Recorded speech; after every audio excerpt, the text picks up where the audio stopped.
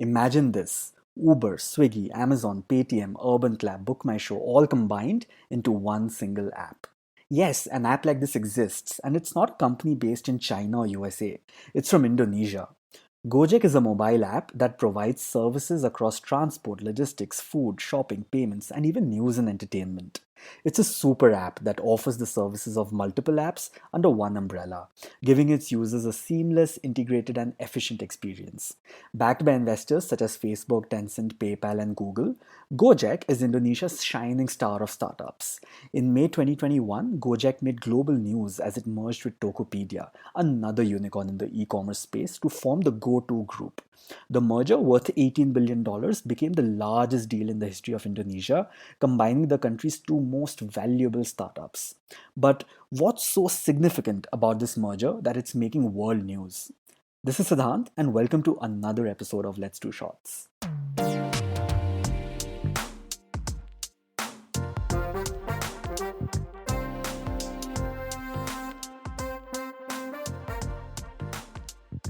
Have you ever seen a unicorn with two horns? This could be an apt description for the GoTo Group, formed by the merging of Indonesia's two biggest unicorns, Gojek and Tokopedia. Now, Gojek is a super app on which you can book a ride, reserve movie tickets, make payments, order food, avail massages and manicures, basically anything you need, all in one place. It all started in 2010 as a call center for Ojeks, and Ojek is a motorbike taxi. However, everything was done manually back then. Employees called motorcycle drivers one by one until someone accepted an order. Since two-wheelers are the best way to get through the dense traffic jams in Indonesia's cities, motorbike taxis were a very popular concept. However, the industry wasn't organized. And in came Gojek, and it not only made ride hailing easier, but also unlocked the true potential of these taxis. Now, here's where they really got things right. They looked at the motorcycle driver as a human being who could do many things, not just drive. This person could solve multiple customer needs in gridlocked cities such as Jakarta, such as delivering food, packages, and groceries apart from the taxi services. Now, the concept seems obvious today in 2021, but back when Gojek did it, no one else was doing it. There was no Dunzo or Swiggy and the likes. This approach allowed Gojek to be a pioneer in this space. Since there were multiple use cases for the app right from the start, it kept adding more and more offerings to keep existing users loyal to it while acquiring new users. On the other hand, Tokopedia was founded in 2009 as an e-commerce marketplace that connected small merchants with buyers. The idea was to motivate Indonesians to start selling online and democratize commerce through technology. Indonesia is the largest archipelago in the world. It's a nation made out of more than 17,000 small islands, so developing a cohesive infrastructure for anything is a major challenge. Since merchants move to big cities for better market opportunities, this leads to goods being clustered in big cities as well, and consumers elsewhere are left with limited access to goods. Tokopedia wanted to change this by connecting sellers with customers digitally.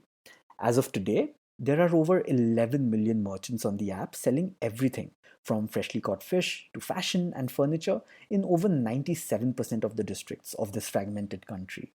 The e commerce giant also has BTS and Blackpink as its brand ambassadors. Over time, as both these companies grew, they diversified their areas of interest and forayed into digital payments and financial services, radically transforming the way money moves around in Southeast Asia.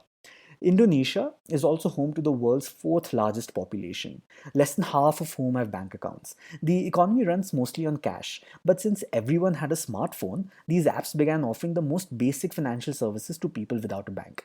They could now pay utility bills, transfer money, and literally use their phones to pay for things instead of using cash, much like what we've seen happen with digital payments in India. But they didn't stop there.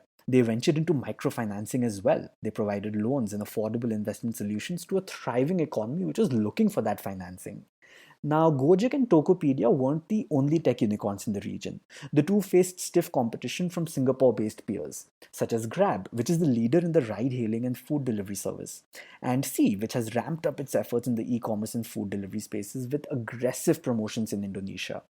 To come out on top of this competition, Gojek and Tokopedia decided to join forces and create a complete digital economy ecosystem. With this, the position of GoTo as an Indonesian powerhouse and its dominance as a super app became crystal clear. It is literally the go-to app for anything. While the main objective is to successfully capture a greater share of the market and ward of competition, it's not just about getting a bigger slice of the pie.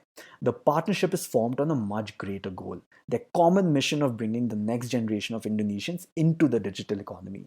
It currently accounts for 2% of Indonesia's $1 trillion GDP, with over 100 million monthly active users.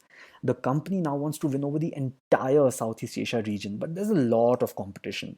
The Tatas and Ambanis of the world have wild dreams of super apps of their own, and Gojek clones are coming up every other day in other Southeast Asian countries. Will the others be able to replicate GoTo's success? And will GoTo be able to spread their operations to other geographies like India? Let's wait and watch.